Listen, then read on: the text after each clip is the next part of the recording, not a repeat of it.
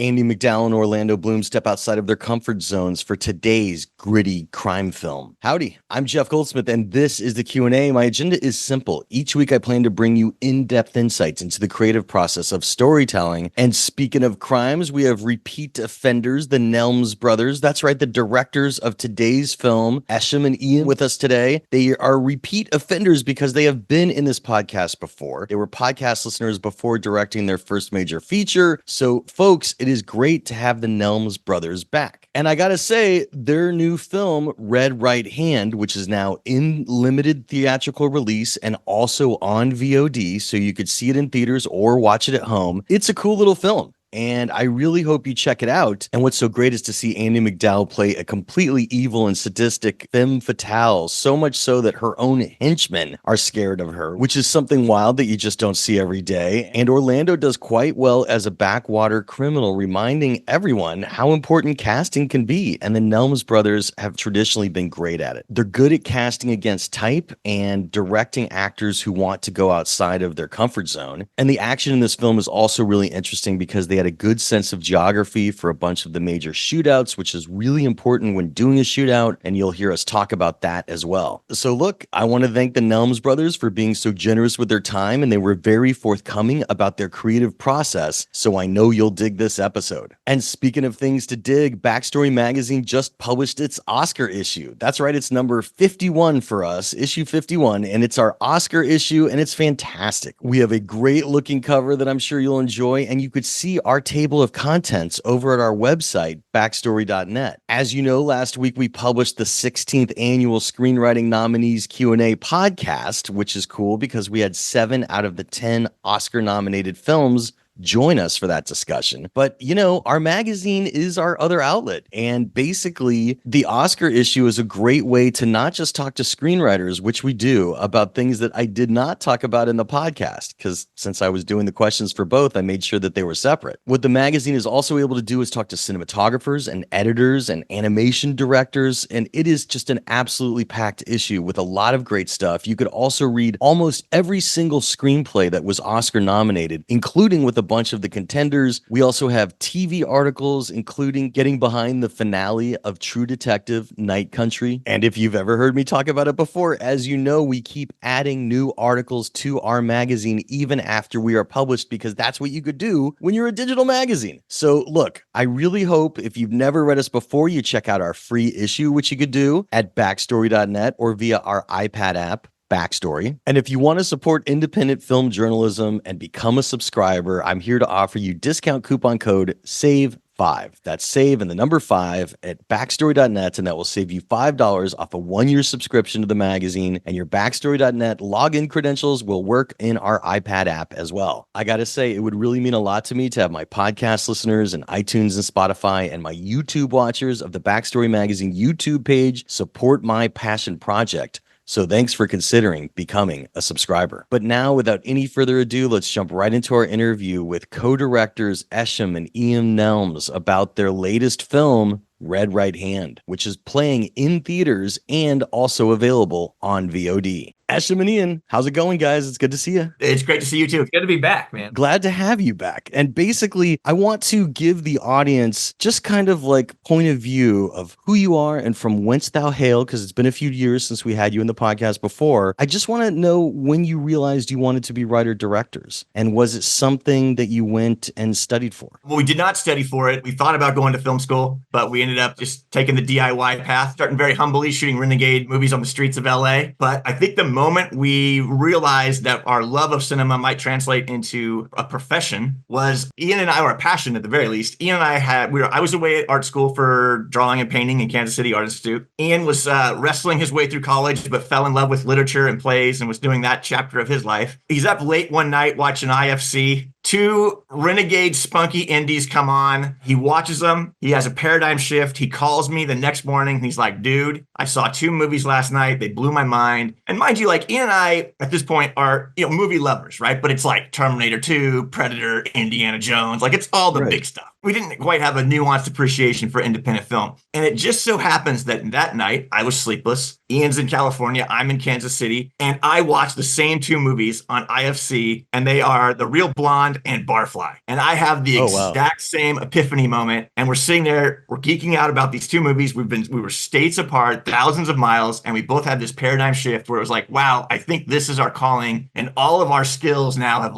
led us to this destiny. We talked for 4 hours. I came home that summer, and honestly, we just left. That was it. That was the catalyst. We moved to LA like in a year later, and we were in the middle of it. That's awesome. And I remember that you were at Kansas City Film Institute because I grew up in Kansas City, and I think that's awesome that you were there. I just had Jack Stack during the Super Bowl when the Chiefs won. So I ordered it straight from Kansas City, flash frozen barbecue. You know, Barfly, it's funny you should mention it because if anybody doesn't know about this, it is a great resource. I love Barfly as well. And I don't know if you know this, but there's this great guy, of course, blanking on his name the minute I say it, but he's written a book called The Canon Film Guide about Canon films, and Canon produced Barfly, and they have a great Barfly chapter in there. Oh, that sounds awesome. Like a really, like, he is fantastic on his research. I've tried to get him to write for Backstory Magazine, but he's now put out 2 full volumes of this Canon film guide where he just does these deep dives. He has either purchased or gotten access to tons of materials from the Canon film library. And so just great stuff. But yeah, I love Barfly. What's it called? What's it called and what's the author? It's called the Canon Film Guide. That's all you need to know. Canon Film Guide. Canon was legendary, 80s and 90s. You're in for a treat if you're not familiar with Canon because you're familiar with a lot of films they made. Yeah, I know the films. I just didn't pay attention to the darn logos. No,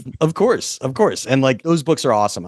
Everybody's like, please do a third one. Well, so it's one thing to say you want to make films. It's another thing to get to do them. What could you tell us about your breaking in story? And again, I know we covered this when we did Small Town Crime, but it's been a few years ago. I want to bring everybody like back up to date. Like, what could you tell us about your breaking in story? Yeah, we'll try to make these succinct. Yeah. We'll try to. All good. So in 2002, we moved into LA, and we just literally drove down, got off the 101, and pulled onto Yucca, and got the first place that we saw that said, "Hey, had a for rent sign." Yeah, they would accept a couple of Yahoos. So we were like, "All right, hey, we want to make movies," and so Esh got a job at the ArcLight. Hey, we'll get to watch a lot of movies, I guess. And I got a job at Tony Roma's, and we were like, at least we'd have ribs. We have some food. We're not going to starve, and we've got movies. Check. We're done. And the good news is the ArcLight will be around forever and never go out of business. So you're safe. You're safe. So iconic. Why can't Tarantino just buy that thing? I follow this account. It's something about the ArcLight, and it's like a hopeism account. They keep saying new rumor that blah blah blah is taking over, and the only good news: Cinerama Dome is a historic protected landmark. Yeah. No one could turn that into a freaking Tony Roma's as a tribute to you. But like no one could mess with it. Like it's always going to be a movie theater. But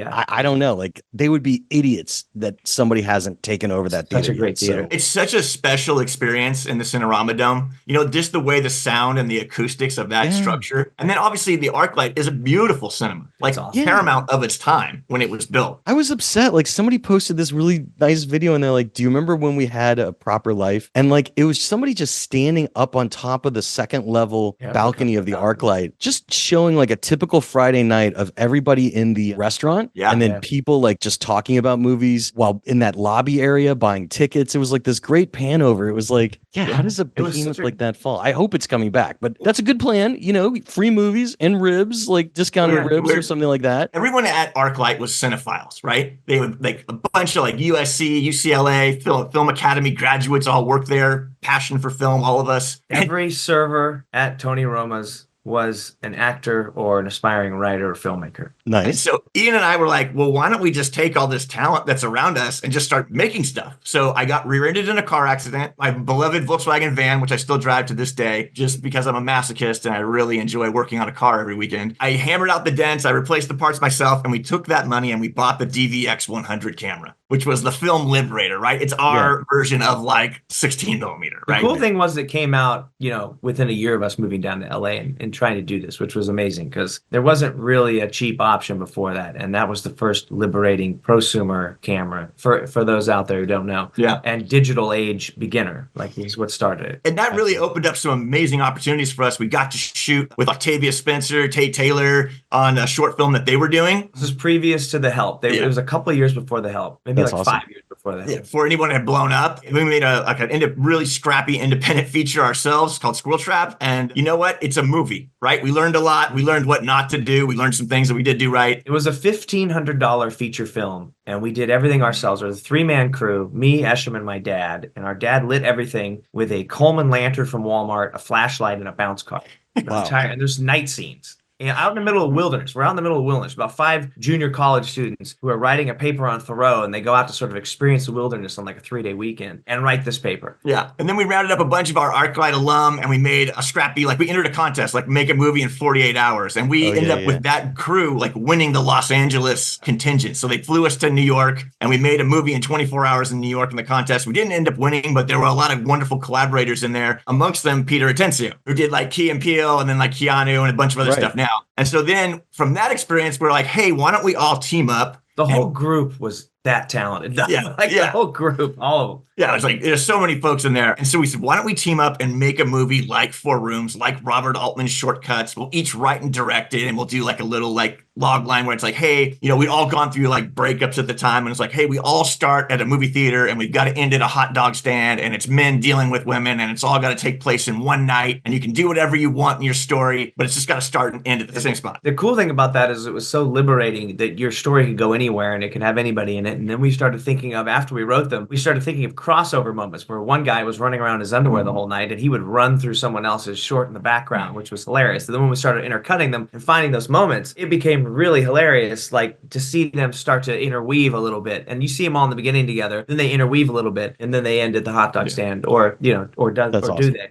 And that one, like every film festival we got into with Swirl Trap. That one was called Night of the Dog. This was 2005 and 2006 was our festival run with that movie. And so we got into Palm Beach International Film Festivals, and then we won the audience award, and maybe it was just the audience award at that one. But we won a ton of screenwriting and audience awards. We won a big award at Santa Barbara Film Festival. Mirror Match Call, Universe, like Focus Call. It was so cool. We got representation, and they promptly said, hey, stop making these little movies. That was a $5,000 film, Night of the Dog. And so we all broke that up amongst the group. And then, like I said, they called and they were like, hey, stop making these little movies. The next movie you guys make is going to be for like $8 million. And we're like, okay, we're excited about that. Let's do it. That sounds fantastic. Right? Now all you need to do is write a script. That's an $8 million script. We're like, okay, we got one in us. We got an idea. And at this point, we had Fat Man as a script, but it was too big. And we were like, okay, well, let's write something. And we were getting a lot of notes on that saying that it was execution dependent. So like, what tone is this? Yeah, you guys what tone is this? Yeah, you got to do something that proves you can do this tone, or like show us what this movie is, because they were like, is this a Western? Is this a drama? Is this action?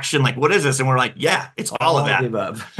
We write a script, we go out with it. It gets really close with like a lot of great actors. We had like 2 or 3 incarnations of it. But what kept happening is we kept kind of running into, okay, you guys have never directed actors before, like big actors, like name talent. Are you guys able to handle that? And then once we got over that hoop of actually meeting some actors and they trusted us and we're like, yeah, actually, I really like these guys. And I think they got a handle on the material. Then it became a producerial problem where some of the producers that we had on it were like, hey, I don't know, we don't want to make this movie. You guys directing it? Like, we love the script. We love you guys, but we want to get a director, friend of ours who won an Oscar. And we're like, I understand that, but like, this is our baby. We want to direct it. And so there became a point where they were like, we're going to drop the movie, or you can give it to us and make it. And we said, okay, we'll drop the movie because we're not giving up. Good answer, Nelms brothers. Good answer. You passed the test. Exactly. It's an answer. The only power you have is the rights to your own material. Once you give up the rights, you are powerless. And I can't say they would have made a shitty movie. I think they probably would have made a decent movie or a good movie on the script. There were some problems not problems, but for them, they were wanting to change things in the third act that Esh and I were pretty smitten with. And we didn't want it to turn into like a Will Ferrell comedy. I love Will Ferrell comedies, by the way. Yeah. But that was not the type of movie. That was not the tone for this. That was not the movie we were making. And so we didn't want to turn it into an all-out, full-blown comedy. But cut to 6 years later, right? And we've been writing our fannies off. We had 3 or 4 scripts go around, do the water bottle tour, and everyone was like, one of these days, like when you guys are established, like someone will make these. That's what we kept hearing. Someone's gonna make these, and we're like, it won't be you guys, but someone will make these for you. We're like, what? Like we're trying to make these. So we wrote another one. The same thing that was happening was the financial crisis and the DVD fallout. So movies were going from like, hey, you're gonna make an $8 million first feature film. We're like, great. That's kind of the entry level, studio level entry. Then it was like, you gotta make a $5 million film, and we're like, okay, well, shit, I think we can do it for 5 something in there. Okay. Then it was like after the DVD market, it was like, got to make it for 250,000. They were like, we got to make it for 2 million. And then the financial crisis happened, and they're like, first time directors are getting $200,000 movies. And we're like, well, we have these other movies. They're like, those aren't movies. Like, okay. We were kind of stuck. And so Ian had been working as a swimming instructor in LA for like the 6 years. And he had saved up 60 grand. And it was like, hey, let's go take that 60 grand. We've got a script we can shoot. It's a love letter to our hometown, kind of like American Graffiti, Last Picture Show. And like, we're going to go shoot a version of that in our hometown. And we're going to make a movie. And just to be clear, I was saving that every penny. I was literally sleeping on the floor. Ash and I were in a 1-bedroom. I was sleeping on the floor. He had a little twin bed that he grew up when we were kids. He had. He was sleeping in. But we were like that. And I had a sleeping bag and I was in my room. That was pretty awkward, like having a twin bed at like 25, So like we were really scrimping and saving, trying to get enough money to make something that we thought could put us on the map, or at least get us started in some way. So we thought up this movie, Lost on Purpose, which was a dairy epic, which everyone's looking for. There's that new genre out there, dairy epics, dairy farm epic. Everyone loves a dairy farm epic. So we went back to the write what you know, write what you. So we went, instead of writing these crime thrillers that we had these 3 crime thrillers that we just couldn't get going because the budgets were too high. We wrote a dairy epic because that's where we're from and that's what we knew. We called it Every Favor. Called it Every Favor back home. Called it Every Favor in LA and raised $200,000, $5,000 a piece per person. I put my 60 grand in, all of it. We raised 175 grand. We cast it up with everybody we knew and those people knew. The script, I think, was I think C. Thomas Howell said it best. He goes, "What genre is this? Is this, he's all, that's one of the reasons I'm doing this. This doesn't have a genre. It's like an anti-genre movie. It's an anti-genre movie." I think they were at least intrigued and liked what we were trying to do, what we were aiming to do. We wrote this director's statement we were passing around, and all the actors were kind of excited about it, so that was nice. Anyways, we pulled that one off and we ended up getting into some film festivals and it did well. We got into every B+, A-, no market attached film festival and won an award there of some sort. And we didn't find a distribution deal that we liked, so we just self-distributed it. Not that it was a triumphant success, but we learned a ton doing that the scrappy way. And we were able to at least bank more than those offers we were getting. There was like a $50,000 kind of minimum offer that was a pretty base level for $250,000 films that in 2013, that was kind of the base offer because the DVD market had fallen out. We made that movie. The offers that we were getting were 50 grand, nothing higher. And we knew just from asking people around that had been getting distribution the last year or two, that was all we were going to see. So we decided we're not giving up the film. We're going to self-distribute it. So Esh and I went to town for the next 8 months learning distribution. And we were able to get 2 or 3 steps into our sort of 5-step distribution process before someone saw it on the film circuit and said, "How did you make that for that little? And how did you get all those cast members for that little? We would like to hire you. We have $500,000 and the rights to this book. We would like to see if you guys want to adapt it." And they had a script, but it had been around town a bunch and it turned into like a $20 million rom-com. And Autumn McAlpin, who was the producer-writer, was like, "I need to find out a way to get this done for $500,000. This is Waffle Street. Yeah, Waffle Street is what that one is. I've spent 2 or 3 years just around town. I'm tired of developing. I have $500,000. Let's go. So we agreed to do it and they liked our pitch and we said, "Here's what we'll do on the rewrite." And they liked it and they said, "We don't have a lot of money to pay. We could pay you a little something." And we said, "Hey, look, for us, this is a stepping stone.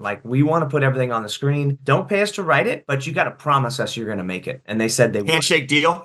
3 months later, we were shooting in Utah. Yeah, 3 months later. That's amazing. Wait, I want to go back for a second on Lost on Purpose. So did you get your 60 grand back out of it? No, I still okay. That's a life career investment, Jeff. It is a career. No, okay. I think we made $60,000 off of all of our product sales and self-distribution because we got it in a few theaters. So essentially you made more than what you would have made by going with a different distributor. Yeah. And we still own all the rights. That's what I was going to say. And you still own all the rights so that, as your career continues, you could continue to license things from the library that you own, which I think is a very sound way of going about things. Yeah. And hopefully we can pay those folks back. That is absolutely the idea. We really admire Roger Corman, right? Because what did he say? He never lost money on a movie. That is the one that we got to get back. We're going to get this on Criterion and pay everyone back. What's interesting is you guys are talking about historically now, unfortunately, we could talk about it as the DVD market was dying. Right? Because people were essentially using their home video DVRs to watch a lot more stuff rather than to buy it. It was also right at the time before streaming was completely viable because as people remember, Netflix started as, a company sending DVDs out in envelopes. And the minute that they got into streaming and proved that there was an audience for made for streaming movies and television shows, again, that DVD audience was already gone because physical media really did make money when it existed. And then then the streaming model, as we've seen with the last years of strikes, was a kind of fool's gold model that would buy things and pay good money for it. But sometimes, obviously, when they were making things as originals, they weren't paying the right price, as we've all found out. So you guys were definitely feeling the growing pains of the industry as you were kind of navigating your careers. But sorry, continue on Waffle. To your point, it's really odd because I feel like Ian and I seem to align when we're making and releasing a movie with these seismic shifts in the industry. Yeah. Which is either like a strike, the death of the DVD, massive recession. Like it's COVID. It's COVID. Like every time we release a movie, it's like expect a catastrophic change in the business. Maybe people could pay you not to make a movie. Count a few months out from when we start making a movie, something's going to happen. It's going to be a seismic shift. But to your point, like, so it actually worked out for the better in Waffle Street in a lot of ways because we'd made this little scrappy independent movie. It was picked up by Netflix. And exactly Netflix, what you're talking about. Netflix had just started the streaming business and millions of subscribers, but no content because no one was licensing it to them because they were all trying to ice them out. Waffle Street gets populated and it stays on their front page for months.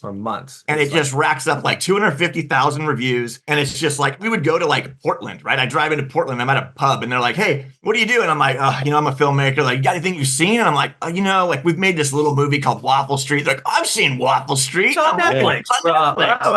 So it was like getting around. And here's a perfect storm, interesting thing. Like, so we had representation going into Lost on Purpose and Waffle Street, but we were writing these crime thrillers like Small Town Crime, Fat Man. And when we made those movies, the representation said, this doesn't align with what we see your career path. We're going to cut you guys loose. So they let us go. Our reps let us go. And we said, look, I don't know how Waffle Street's is going to directly lead to another movie, but we found an access into it. I don't know why, but we have a gut feeling this is going to beget better, like more opportunities. The idea was that we were finally running into people that had money to make movies, and we actually liked this movie, even though it wasn't a crime thriller. Like, we really liked what was going on, and we had a way in, and we were pumped about it. And they were like, yeah, this isn't the crime thrillers we're trying to sell, so we're going to let you go. And we're just like, really? Okay, I guess goodbye. We lost our agent and our manager. Yeah, I remember like our dad, when he watched Lost on Purpose, he's like, good movies, boys, but can you use any other word than the F-bomb? And we're like, well, when Waffle Street came along, we're like, let's try. This could be like a clean routine movie for us. That one sells to Mar Vista, goes up on Netflix, does well. And what's amazing is the producers of that movie, after it performed so well on Netflix, came to us and said, what do you guys got next? I mean, Waffle Street's been an amazing success on Netflix. Like, let's do something else. We've got $2 million.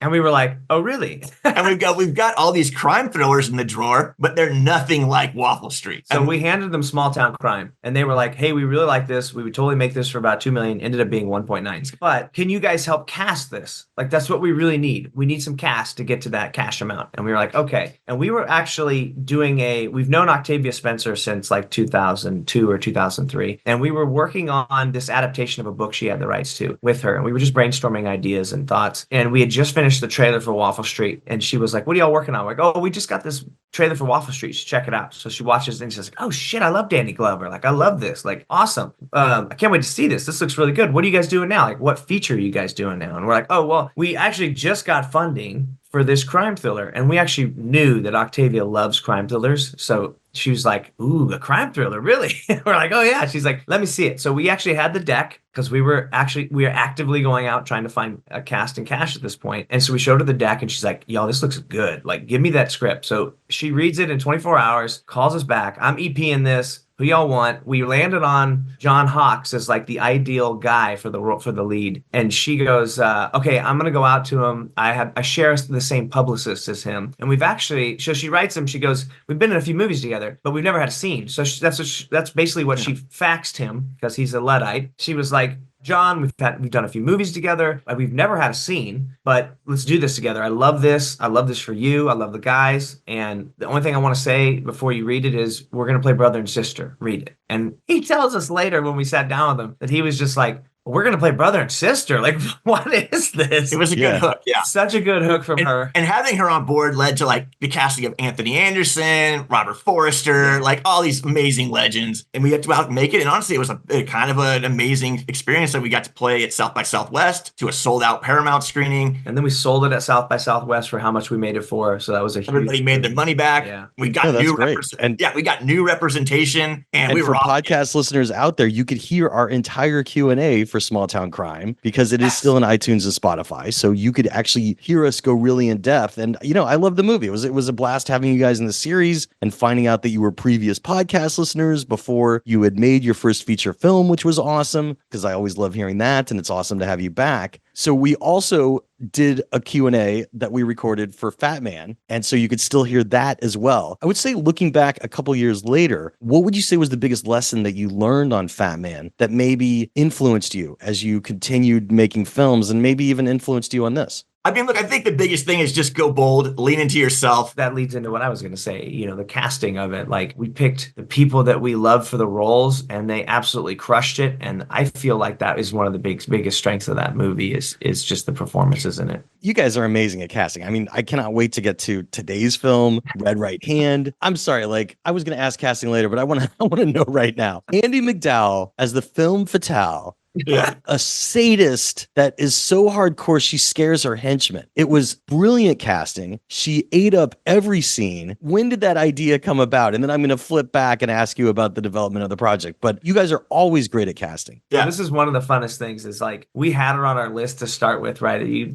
First thing the producers say is, okay, make a list. Let's all talk about these lists. Let's go on the list. She's on our list. We're talking about it and we're like, I don't know if Andie will do this because there's also a time thing, right? It's like, do you want to go out to an actor you're not quite sure is going to be interested in the project because you've never seen them do anything like that before? That quote unquote a waste of time possibly. And, we're moving pretty fast, so you can't really lose that many weeks. So we're like, okay, let's not go to Andie. And then unbeknownst to us, Andie's agent reads it and passes it to her. And she comes after us. And so Andie reaches out to us and says, guys, I've read this script. Let's Zoom. So we Zoom. And she's like, I know you don't think I have this in me. And that's not the case at all, right? Because she's a paramount talent. And I'll take absolutely shoulder the blame for not going to her because she was there. And I was like, man, it's chances of her saying yes to this are really, really slim. We've never seen her do anything. Never seen her do anything like this. So yeah, the question wasn't, can she do it? The question was, does she have the appetite to do it? And that's really what you're looking for, right? Is actors that have an appetite for this material. And Ian and I love casting against type. That's one of the funnest things. It's absolutely. Really, so when we heard she was interested, we're like, please, let's talk pronto. So we sit down on Zoom with her. I think she's in Carolina. She's on the East Coast where she lives. And we have this Zoom with her and she's awesome, amazing, but she brought a little bit of Big Cat into that Zoom with her. It's all by design. She's master performance here. A little bit of Big Cat working throughout the whole Zoom process. Because she's very pleasant and wonderful on the phone, but she's the first thing she tells us is I know you've never seen me do this and you don't know that I have this in me, but just ask my kids. I have this in me. And she's sitting there wearing these leather pants. She's Big Catted up. There's some edge to her, and we're like, oh man. Not fully what she ended up doing with the character, because a lot of that stuff she added later. But we were like, okay, she's gonna rip this rolled up. Just after talking to her for an hour, we're like, she's got the appetite. She's on the prowl. Let's go. So that's how she came on board. We already had Orlando at that point. And the way that we got Orlando was that Esh and I had met up with him. We shared an agency and they had passed him Small Town Crime because we were new clients there. And he watched it and really enjoyed it and said, I want to have breakfast with these guys. So we went and had breakfast with him, which was amazing. We're just hanging out for 2 hours, talking movies, talking life. And we saw a few different sides of this guy that we'd never seen on screen. And we're just and then he's telling us about the types of movies he's watch Zulu, watch Retaliation, and I'm like, oh man, I want to head in these directions. I want to try new things. I want to stretch. And we're like, okay, oh shit, okay. So we get this script, and we're like, we like the characters, we like the world. And the first thing that the conversation Esh and I had after reading the script was, what if we got Orlando to do this? This would blow my mind. This would be really fun to have him in a role like this. This would be crazy. And again, like you said, what you specialize in is going against type because, as we know, Orlando Bloom's British, and of course, British actors could easily do American accents. They do all the time. But, he's playing a backwoods boy of sorts. He had to work. So, he put some work in on this, man. He put 3 months in on the dialect. When he landed in Kentucky, he spent weeks running around looking at locals and figuring out immersing himself, how he could look and how he needed to act, how he needed to even walk. Yeah, I remember the whole conversation about greasy hair. You know what I'm saying? It was we got to have greasy hair in the movie, right? That just fits the persona. So we had him in mind, and that was literally kind of the double. But even when he was building his costume with the costume designer Brittany, when he put on those boots And it gave Cash this like clunky, like earth-shattering stride when he moved around. It was really interesting. And like you always know Orlando, like a lot of stuff I've seen Orlando, other than the stoic elf, right? But he's like dashingly handsome, Right. a little frenetic energy. But this like Cash performance was like so restrained in a lot of ways, you know? Yeah, he really crafted a character, and we had such a blast working with him on it. He did such a great job, and he put in so much time. But so we pass him the script. He really enjoys it, and then we're off and running, and it's like, okay, let's start wrapping some really awesome actors around him. And you did. I mean, he was perfect casting, and I mean, I got to say, without a doubt, Garrett Dillahunt as Preacher Wilder was another fantastic addition, because it's really kind of the movie's kind of falling on the three of their shoulders. I mean, by the way, the girl who played Savannah is fantastic too. The whole cast as an ensemble was great, but Dillahunt did some great work as the preacher. So how did his name enter your sphere? We just cold went out to him. We're huge fans of his. For us, he's in the quality and rank of actor of like Rockwell and Goggins, and he's right up there with like the best character actors in the business. And we really wanted to work with him. And for us, he's like, he brings a quality that you don't quite know what he's going to do, right? Because he's had such an eclectic body of work. You're like, can I trust this guy? What side of the fence is he going to fall on? What is this guy? Like, is this a good guy or a bad guy or a gray area character? You're not quite sure, because he can do it all, and he does it all really well. He was great. I especially loved late in the film when he's had his teeth kind of knocked, that he's just talking with like the teeth, like, you know, seeming like they're knocked out. Like, he did a really good voice for that scene. Like, that was pretty much one of the only times he needed it. Are you talking like the basement one? Yeah. No, it sounded great. I was kind of laughing, like, oh, like he's going there, like he's not just acting normal after this huge fight. So committed. For sure. He's like, I got broken ribs, my teeth, my lips are all messed. I liked it. I thought it was funny, because like he's trying to say something serious, but like his teeth sound all, you know, like exactly. For sure. He's like, can you understand what I'm saying? We're like, yeah, we got it. It's good. Like, It was funny. Well, so how about this? How did you come about Jonathan Easley's script? Because for two guys that have been writing so much, this, I think, marks one of your first big films that you did not write. And, you know, Jonathan Easley is the screenwriter. Tell us about the development process. Did you do like an uncredited rewrite, or is Jonathan a friend of yours? I know it's also his first produced screenplay. One of the cool things about the script when we got it was we got it from Thunder Road, and we've done a little bit of work with Thunder in the past, and we were looking for a project to do with them. This came to us. We'd actually turned down 2 or 3 other ones, and this one came to us, and it really spoke to us. We're from a small town, not in Kentucky, but Central California, which feels a lot like has like an Oklahoma vibe. It's a lot of horse ranches and dairy farms and ranchers. And so that vibe of the script, it really spoke to us, that sort of farm life. We grew up on a 10-acre horse ranch in the middle of nowhere. So that life, that sort of secluded life, really spoke to us. You know, we have never dealt with any junk dealing hillbillies, but we built such a great world in there that we really had a lot of fun with the Big Cat character, you know, as you're reading it, and her henchmen and the situations Cash gets into. Yeah, it was a lot of fun to read. And like I said, like so much of that engagement with the script was like, wow, like what if we put Orlando in this role? Yeah. You know, like we were literally reading it with him in mind, because I remember like he was like loves dirt bikes, right? And then like, oh man, dirt bikes. Like you totally see Orlando like racing around these dirt bikes. Like he loves dirt bikes. So having that in there's a lot of elements in the script that were really firing for us. And then, you know, sitting down with him, he's a great guy. He's also a political writer. He was a political journalist before that and did a lot of work on the opioid crisis. And the script was nominated like one of the Nichols Fellowship nominee. Yeah, it got really far in there. I think it was a semifinalist. It did really well. It was a great script. We really enjoyed it. The things that we did with him, we did do a little development process with him, but it was mainly like really pushing out those action sequences. You know, I mean, the characters and the dialogue was cracking pretty well already. So it was a lot of just like getting those action sequences to breathe a little bit more, and then pushing the themes into those action sequences, because now obviously you've started to push something open a little bit. You got to start working your themes and your movie into it and your story into it. But he was such an amazing collaborator. Yeah. Like we'll sing his praises up and down the streets, because honestly, like Ian and I are writers, so we get it, right? Like you get these directors, they're coming in to take on this project that you're so passionate about, that you've written over the years, and they start giving you feedback. That's not the easiest position to be in. And I will say, like, you know, Ian and I have had a number of collaborations, and they all don't go swimmingly well. A lot of them do, but not all of them. And it's not necessarily that I don't think that anybody's looking to foul up the collaboration. It's literally just that you've been with this script that you've written and that you love every scene of, and you can see it, but you've got these other directors or another director in there. And when they start throwing suggestions. A lot of times, I think when you do a rewrite, you may not see it as clearly as they do or like it as much as they do. And you'll do the rewrite and you're kind of like, is this what you wanted? You know what I mean? You kind of turn it in and they're like, you didn't really give me a 10 out of 10 effort on this, did you? And maybe they did, and maybe they didn't, but they didn't quite have the vision for it at the very least. We'd had some collaborations like that where they're kind of like, is this what you wanted? Whereas Jonathan was a lot more like fixing things upriver, downriver, doing the rewrite. And then because you make a suggestion, you discuss it, and you're like, yeah, let's give that a try. When you actually implement it into a script, it foo-bars everything, usually. Well, I mean, simple things too, like, oh, well, he's going to get hit in the leg here.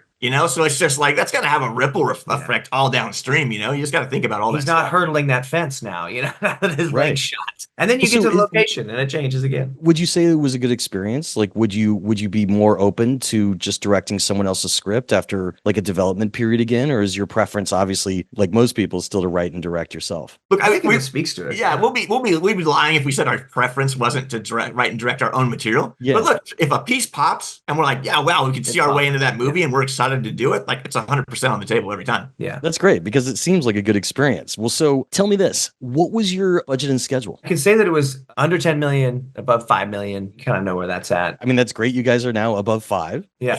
Yeah. Maybe the sleeping bag's off the floor. For now. We got the blow up mattress now. Okay. Started as a 35-day shoot. And just because of the amount of action in it, we really needed to spend time on those sequences. It got pushed down to a 33-day shoot right as we started shooting. And then as we were in the middle of shooting, like in the middle of the picture, we were getting hit by tornadoes and thunderstorms. And that's probably one of the biggest life lessons is don't shoot in the South or Kentucky, Middle America, like during tornado season in the spring, because it's very volatile. Like wait 2 months and then go over there. You just need to sort of wait that out because you are going to be spending money on losing half a day to a thunderstorm and lightning. Yeah, we were literally evacuating sets because of tornadoes touching down. Yeah, they were touching down in the cities we were leaving. Yeah, and you'd be sitting there, you'd be shooting and a thunderstorm would start rolling in. And obviously they've got the monitor and they're watching the lightning strikes encroaching on your set. And it's like, all right, everybody to shelter right now. And then you're looking 100 yards across the field and lightning's like striking the ground. Literally hitting the ground. Wow. 100 feet away. It was pretty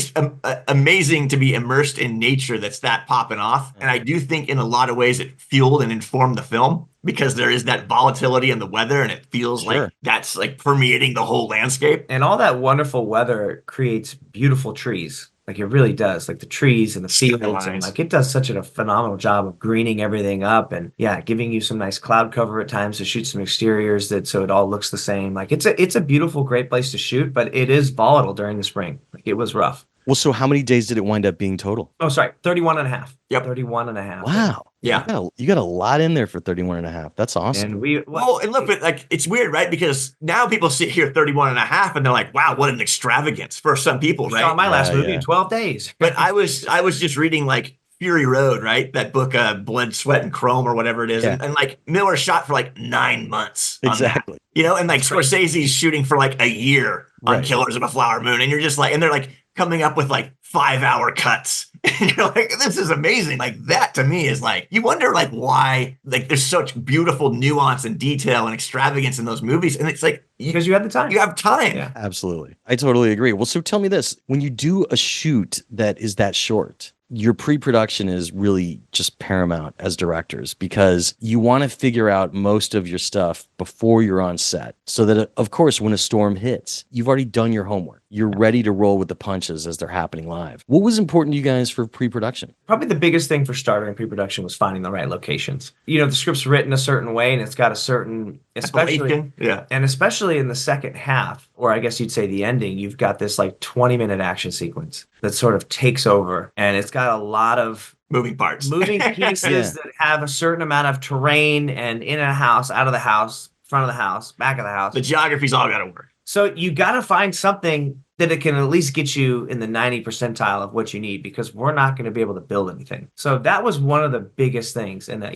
Jordan Crockett, our production designer, was an absolute genius working with $5 and 3 toothpicks to create a lot of the stuff we needed. Like one of the cool things is that the front of the house in the movie of the mansion. We're talking about Kat's house, yeah. Yeah, that some of the action kicks out on. Like that's actually the back of the house. It was the backyard. That house was built before the dominance of cars. Sure. And so you had like the driveway didn't go to the back of the house. It was easier to access the. So in the early 1900s, when that house was built, it was the front yard, but that was before cars were pretty prevalent. So in 20 years later, they switched the front of the house to the back of the house because that's where the road was. Added a door and put a road and a nice driveway around it. And then, we come along and we need the front of the house because this looks way better. It looks like a palatial estate in the back, and they're like, actually, this used to be the front. We're like, this makes a lot of sense. So then it was, okay, what can we do with the budget we have to make the back of this house look like the front of this house? And, you can't pour a foundation, some cement. We tried to. We talked about it. Yeah, we talked about it. We're like, let's just put a driveway in. Or lay gravel, because there's also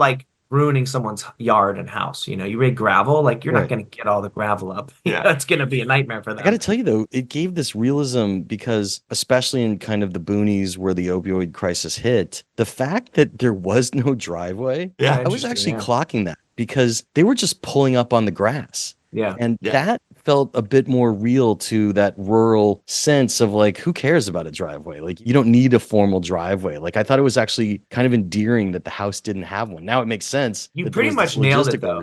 That was literally the approach we took. But that's how it feels, right? Our parents live in the country and we just drive down a dirt road and pull up in front of the house on the grass. Yeah. So that was the only thing that we felt hopefully this works, because there was grass there. And if you drive on it 300 times like you would if that was your driveway, there wouldn't be grass on it. But it's covered up by cars most of the time. And then there's this wonderful little tree line that kind of looks like a drive-in up to the railroad ties that Jordan put in, and these trees and these bushes and stuff. So he did such a great job of kind of carving it out and saying, hey, this is a dirt driveway that these folks park on. So he did such a phenomenal job. Felt fantastic. It felt good. It felt great. It looks like we totally buy it. It makes sense. Yeah, and it's literally how we grew up. It was great. What about rehearsal? Did you have rehearsal time with your cast before you shot? A few days, most of that stuff, you just while in pre-production. Yeah, you don't have that. That's a luxury these days in independent movies.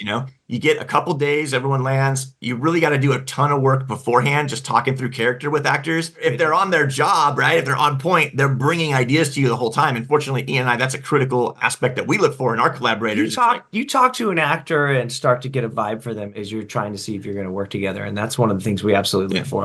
You can tell right away if someone is very excited about bringing a lot to their character. And usually, 90% of the time that carries over into when they're prepping, they're out shopping for their character, if not physically, but they're looking at all these things saying, this is what I need, this is what I want. I took this picture when I was at the mall. I really want a shirt like this. I need they're building. I've been growing my beard out. I've been growing my hair out. They're constantly building. And Orlando and Andy were doing that. And Andy came with a bunch of pieces that she had picked out in LA, I think, or maybe it was East wherever Coast. she was. She's East Coast. So she'd found this hairpiece she loved and this cool thing to tie at the end of the ponytail. And it was really sharp. She could use it for a knife, it looked like. And I remember Garrett pitching us on the shaved head. He's like, I've never shaved my head before. What do you think? And we're like, we love it. He's like, I can't promise you my head's going to look good. We're like, it's going to look good. I feel like it gives me that kind of ex-con vibe.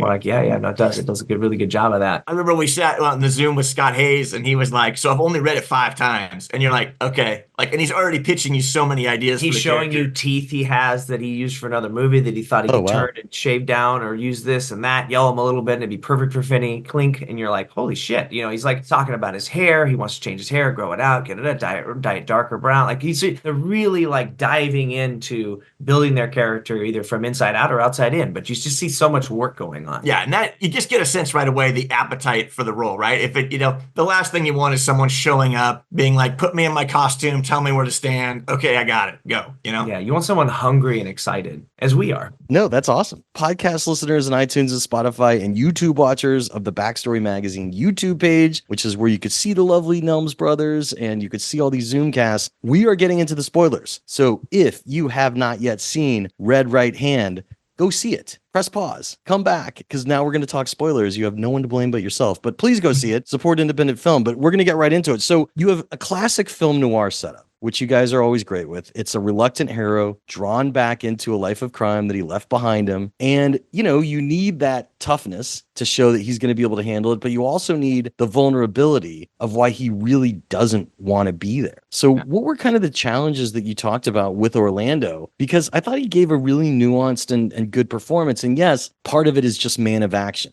That always translates. But, they're just rock'em sock'em robots if you're not careful. You need that extra layer of vulnerability. So what was it like working with Orlando to kind of capture that? Because you did a great job. Awesome. I'm glad that resonated for you. Yeah, it's obviously something that we really want is you've got to be invested with the characters and their plight and their foibles if you want any weight to those action sequences. You also want to see that Orlando is a human being and that he has a soft side or at least a vulnerability to him, as you were saying, Jeff. Like, that's so important in a character because, like you said, if he's just a man of action and you can't see the heart on his sleeve at times, it makes it funner in those rougher moments when he puts the heart away for a minute or has to sort of protect with it, you know? For us, it was important that Orlando wasn't perfect, that he made mistakes, right? That mistakes were constantly happening around him, and that the strength of his character was that he was great at pivoting. When the S hits the fan, he could pirouette out of it. Right? We love that a lot of those action sequences and moments that he gets into, moments of tension, you could say on some of them, are like messy. Yeah. You know? I just remember too, like he wanted to change his physicality, right? And Orlando's always been in great shape, but he was like, I want to reach a new level. I really want to come like this guy he was an enforcer, and that now he's been doing ranch work and he's got this prison. When we were like, he's got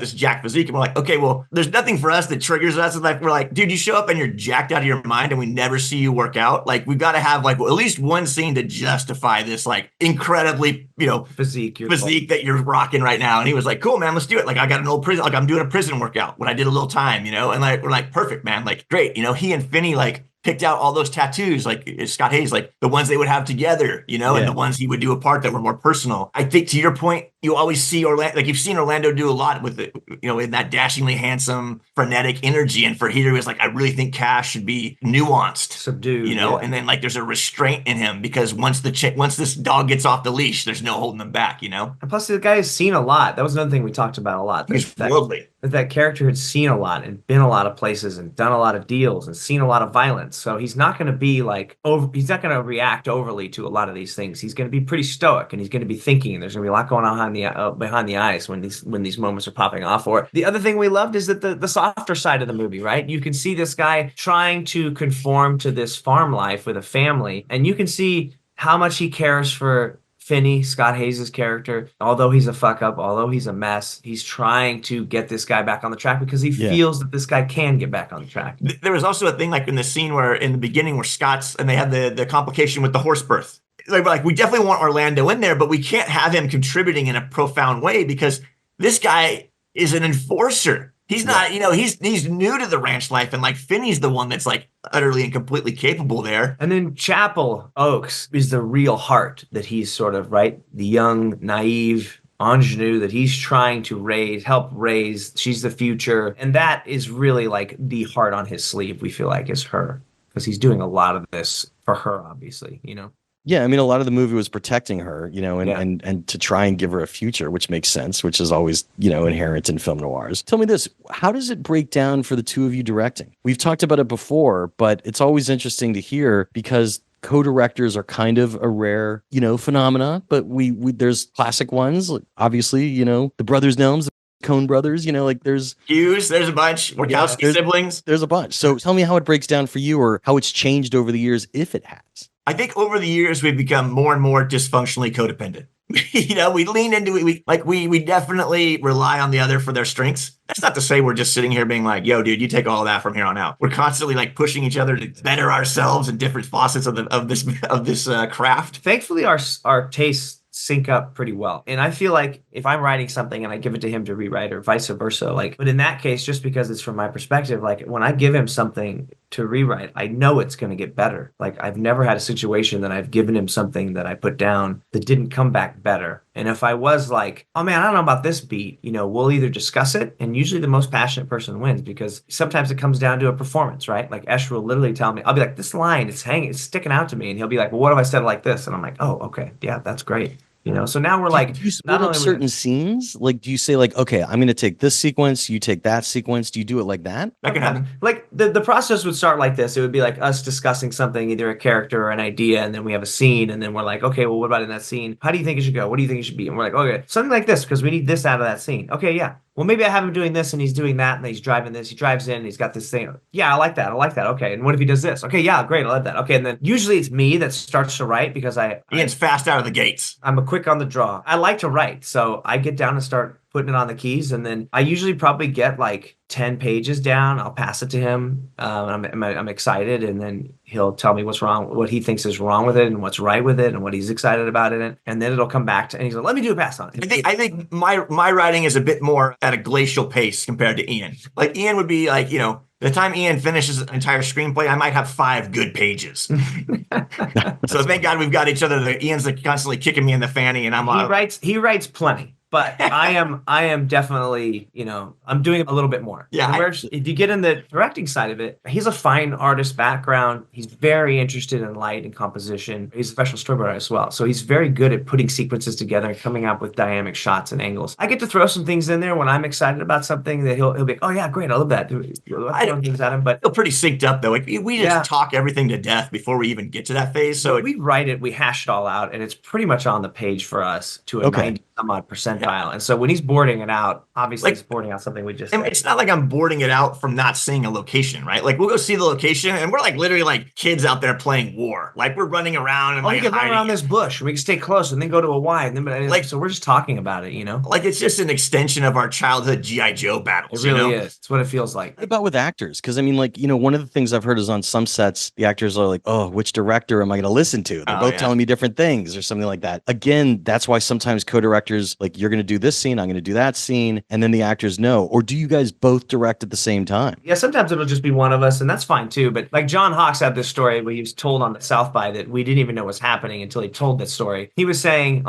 within like the first 2 days, he asked me a question and then got the answer, and then he waited till Eshom was alone, and when him asked him the exact same question. He hit me while I was like getting Twizzlers at the craft table. And then Esh gave him the same answer exactly. And he was like, and then I realized I'm going to be okay. Like these guys are synced up. And that's because we write it together. We come up with the visuals together. He puts them down on the page. But when we get to the shooting, like we're 90 some odd percent in sync. And if there ever is a moment where there's a discrepancy in either how we thought the scene was going to go or what line we wanted to add or some whatever performance thing, then we will discuss quickly before we run out to talk to them. But the goal and the intent and the execution so far, knock on wood, has been that if one of us can get hit by a bus on the way to set, production can carry on without missing a beat. And that's what we really strive for in the pre-production process. It's the classic hive mind concept. I love it. It works. I would say, like, even as on an emotional level, right? Like the first thing we always tell people is like, go get a collaborator, because honestly, like there's nothing better than having someone that can look, man, this is a tough business. It's a tough craft. And there you have your high days and you have your low days, and someone can give you a pat on the back and help you up when you're having those low days, or they can kick you in the fanny if you're lollygagging around. To have your brother do it, obviously, just love working with them every day. We get to go out to set and make pretend for a living is insane. What a gift, right? It's really fun. When you shoot, how many cameras were you shooting with on this film? Two. Yeah, sometimes more. We would get like a third camera, just a body with a lens usually. What we ended up doing, the decision we had to make when the days were going away, we had to sacrifice takes on effects.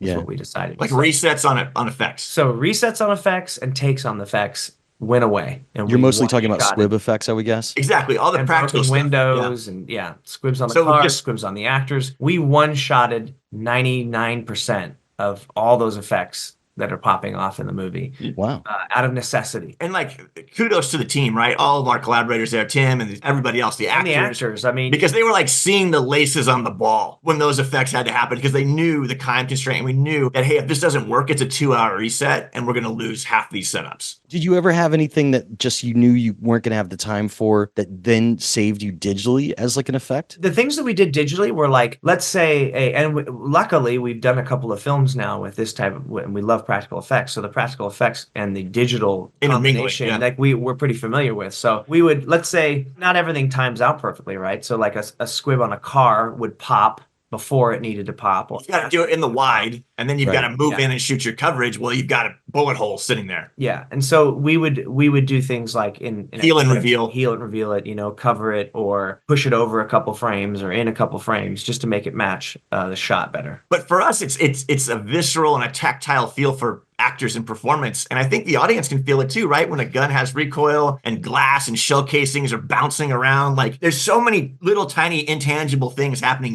Gas is venting from the guns. It's the way that the actor will tense up certain things when a shot's either coming at him or when they're actually firing with a gun. Even if they are good with a gun, there's a certain amount of muscles that have to flex while you're shooting the gun. So I've seen movies, quite a few of them, big ones and little ones, where they have not been able to use practical effects or they decided not to use them. And man, I felt like I could tell. They were going pow pow. It was not great, So there's no sense of recoil. They're holding it wrong. Like my favorite sometimes is when somebody has like a shotgun one-handed, and it's like, dude, I've shot a shotgun before, and it doesn't go like that. You need both hands on it, or you might shoot yourself. Yeah, your shoulder's going to get dislocated, or you're going to knock yourself out with the thing. Right. Well, so let's talk about that for a second. This is really important because especially after the tragedy on the film set of Rust, where the cinematographer was killed, you guys have a few films under your belt for, with a lot of gunplay. What could you give us as advice for just like the safety of it all? Again, there was a lot of gunplay in this movie's third act. I mean, everything from antiques, right? An M1, I think was in there, to what looked like an AR-15. That's exactly what it is. You had a lot going on. What have you learned about it? And what could you tell us about digital versus practical for that kind of gunplay?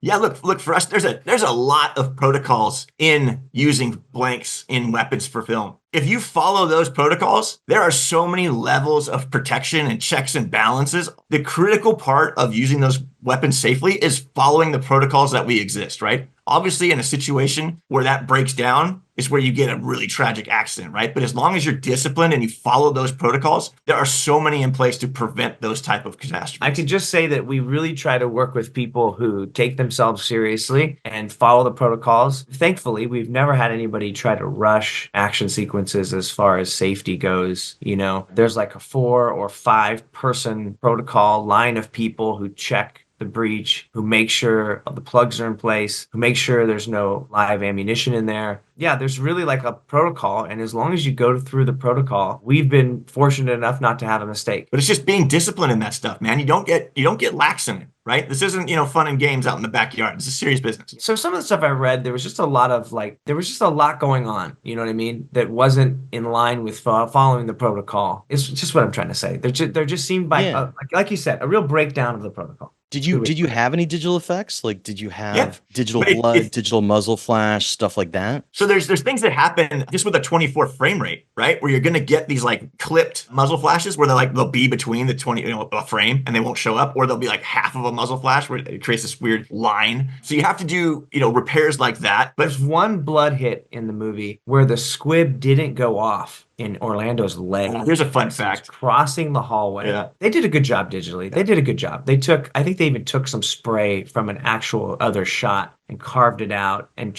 put it in there and then put more digital blood on top of it to hide the edges. But we're pretty sticklers on it, man. We really put them through the paces. Like we'll make them redo it as many times as it takes before it's like passes our S test, because there's a reason we're out there shooting 99.9% of everything practically. It's because we believe in that authenticity, and for us it looks far more realistic. It really did look great. Your cameras, what kind of cameras were you using? I forgot to ask earlier. This one we used Ari products. We used Ari on Batman and this one, and honestly, like we're in love with them. Skin tones. I mean, which Ari though? It's an Alexa 35 full format or whatever they call it. For gunplay, I got to say, like, something that really struck me directorially for you guys was there is a problem in a lot of movies with gunplay in which it's like, I'm shooting at you, you're shooting at me, I'm popping off a bunch of rounds for cover so somebody could run somewhere, and it's very formulaic. But you guys had a great sense of geography, which is extremely important for directing. And it was really exhibited which was so funny, the scene, when Preacher Wilder is driving in with Kat's son literally strapped to the front of his car, which was just freaking great. And like, you have these two guys that realize because the son is strapped on the front of the car,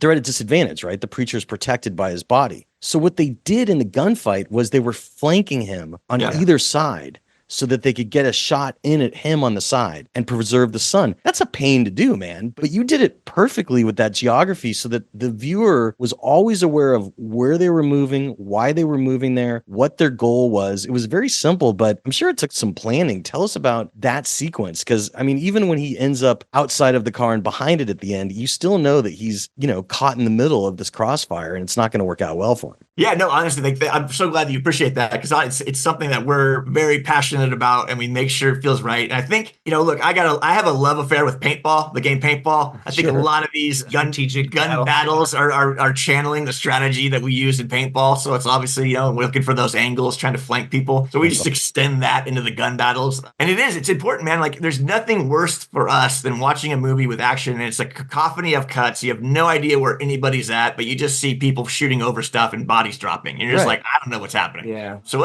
we go out of our way to make sure you understand that geography. You make sure you understand where everybody's moving in correlation to the other side. And so it's like, man, we really want you to understand the stakes and the angles and how they're countering. It's a chess match, right? A gun battle is a chess match. And so for us, we really want you to appreciate the nuance of that. And just to sort of double down on strength of process of using those storyboards that Esh does, like he'll storyboard the thing out, and that's basically our shooting list. You'll go through the frames and make sure you have them, and we're thinking like, okay, this is where we're going to use this shot. We'll go to this point. This is where it's kind of like a comic book. You're able to look at it like a comic book as you're going through it. We're talking cut points between each other. Like, okay, let's let it go a little long here. We may need that. Okay, go great. But we probably can cut here and use that from here on out. And it doesn't always go exactly like that, but as long as we give ourselves some extra ammo in the editing room, we're usually pretty good. It's like, I will say that's something that you learn as you go along, like the tails and the headers on every take, right? Like you want everyone to move into the action that they're just doing. Yeah. When you're sitting there with cars, like you're always like, jump on the hood and let it like move before you get into the takes. Like those are just little things you pick up as you go along. Yeah. And luckily we had,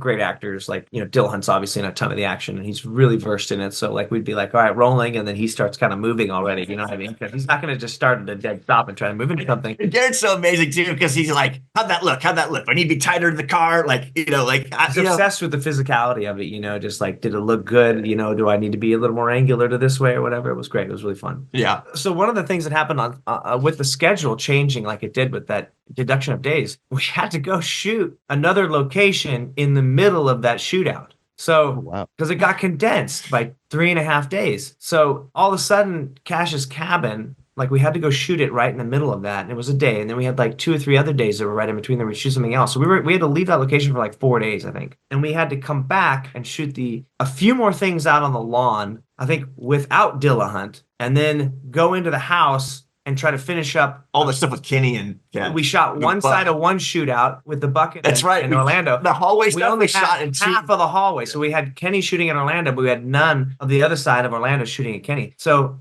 basically a week apart, we had to shoot that and tracking it with the boards. But fortunately, the process makes it easier to do, right? Like, okay, we shot this, this, and this. We just need this, this, and this, and like kind of remember where you're at. And we try to cut stuff together in our free time to, whenever there is a moment, to cut something together, at least rough it together and be like, okay, we got enough to put this together. A fun fact about Practical, and is like they have this device, right, where every time you pull the trigger on a gun, it triggers a squib. It's a sonic registry. And if you pull the trigger 5 times and you program the sequence, you can go like bang, bang, bang, wherever you program it to hit every time the sonic signature of a gun happens. Well, I don't know what Bermuda Triangle vortex we were in out there in Louisville, Kentucky. None of the Bluetooth was working. None of that stuff worked. And they tried 5 different devices and none of them would work. There was like this weird radio signal that was just making that go crazy. So we shot the entire film John Carpenter style with wires going up people's pant legs. The switch boxes with a dude like hitting all switch boxes just off screen, hiding around a corner. It was and then we had to erase lines later. Of course, but I mean, Jeff, you unbelievable. Like how many squibs are in that movie? It was unbelievable. Like hit like a DJ, just like hitting it, and he's trying to like match it with his ear to the gunshot. It was crazy. It was wild. The funniest squib story I heard recently was Paul Thomas Anderson was at the American Cinematheque at the Arrow for a anniversary screening of Boogie Nights, and he let slip that there was this sequence that they planned where the firecracker scene with Sister Christian all the time, like the guy's going crazy, that there was going to be a huge shootout, and they had set all the squibs in the walls. And John C. Reilly was there, and he said that it made them extra nervous that like something could happen and all the squibs in the wall could go off by accident because they weren't to that part of the scene yet. Either it did happen and it was cut out of the film, or they just scuttled it. But it was just funny to hear about like these walls just completely lined, and we never even saw it. It's very funny to me. To build those fake walls and put them in, like that's such a cash burn, like, and then not even use it. Crazy.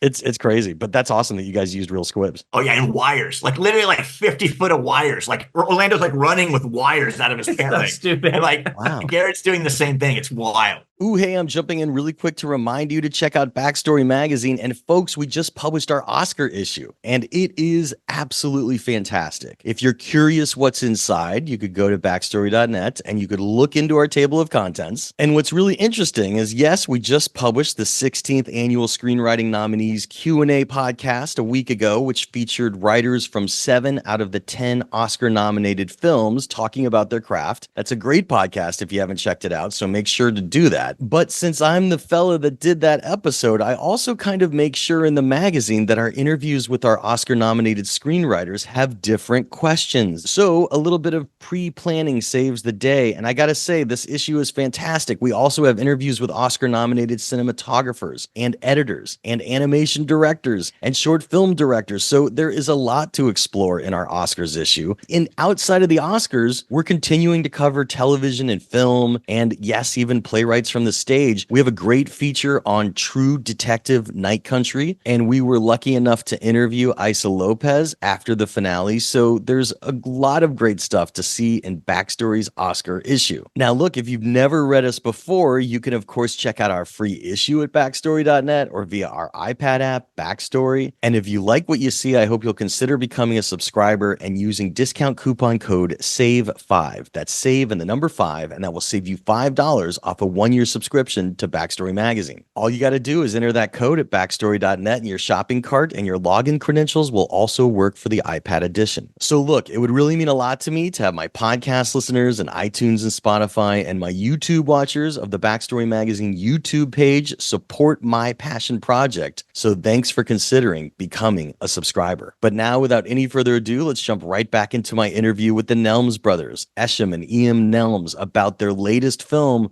Red Right Hand, which is in theaters and also on VOD. For those who noticed, the Nelms brothers have now split into 2 separate screens because secretly time has passed. Only our YouTube watchers of the Backstory Magazine YouTube page would see that the Nelms brothers went from 1 screen to 2 screens. And folks, that's cinematic of them to do so. Picking right back up, I thought it was a really interesting plot point, and you guys did a great job of directing it, in which Duke, the sheriff's, second-hand guy, and also, of course, Cash, try to possibly work together, because that's what he sees early on as a possible way for bringing down Big Cat. Since we're in the spoiler section, obviously what happens is, although they decide to work together, there's a great reveal when Cat's having a party that she wheels Duke out. Yeah. And you just, I was just talking about this in my Oscar panel, like having a secret in the movie that the audience is in on is always a good thing. And in this scene, the secret is that the audience knows what Cash knows, which is Duke is actually his ally, and he's about to be killed by Big Cat. And that scene could have gone a lot of different ways. You went towards that conventional approach at first in the script where,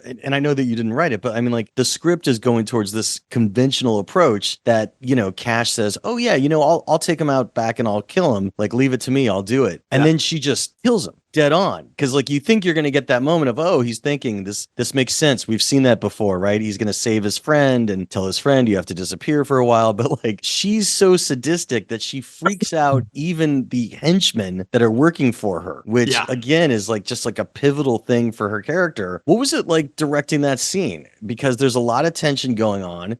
Cash is just squirming because he doesn't want his ally to die. The ally is doing his best not to give away Cash's identity, but is hoping that Cash is going to lend him a hand. So there's a lot going on in that scene. Talk about directing it. That was a pretty elaborate scene. There's a lot of moving pieces, a lot of people, a lot of players in there, right? We mapped it out very, very thoroughly. It was storyboarded. We rehearsed it with Andy and everybody else. We wound it up and we hit play. And honestly, like, Andy could go like long takes in that. Like, we could go like almost, I think the scene's 7 minutes, Ian, something like that. Yeah. And I think she would go for 4 or 5 minutes at a clip. Yeah. 4 or 5 minutes, 2 cameras firing every time. Obviously, once the blood starts flowing, it's like that was obviously, no pun intended, the cutoff point, right? Like, okay, now Mo's like bathed in blood and we have to like this point on. But no, I mean, like honestly, like we knew like the coverage we wanted to be, we knew where we wanted, what shots we wanted to get when. There were some like magical moments, like when there's that profile of Andy and Orlando coming together and they're like almost like nose to nose. And there's like that, she's like, yeah, you thought you're, talking really quietly to him. You want to say something to me, boy, like get the hell out. That moment right there. And it's like beautifully backlit. Like that's actually what we call like a Mike Black special, because we brought in this camera operator, Mike Black, who we used on Small Town Crime. And we were like, Mike, when we didn't have a board for him, we're like, just give us an MB special. And he would like go hunt for shots. And that was one of the like wonderful contributions he came up with. And like, I remember after like just seeing that on the monitor, I was like, we're like, oh man, what a striking shot. And she and Orlando are just crackling, right? The tension there. That was one of the funnest things about that scene, I think, was holding the tension in a bunch of different ways. You think, as you said, you think Orlando's going to come in and save the day. Oh yeah, okay, this is how they're going to get this cop out of this. Oh no, okay, this is how they're going to get the cop out of it. And then you don't get him out. The real conundrum is like, if he gives himself away, it's over for anybody who was trying to get Big Cat. You know what I mean? So I mean, even the cop, the deputy is like, well, I can't give this dude up. I can't, there's no card for him to play, but for pray that he's going to make it through it and pray that Cash can think of something. And I think the audience, we were, when we were reading it and we were seeing it, like that this should be a very intense moment of you thinking, okay, there's got to be that last card, that last shoe that drops that's going to get him out of this. And it never comes. And that is one of the most horrifying moments in the film, which we loved because it makes you, as an audience member, I think, for us it did anyway, say, okay, this woman has to die now.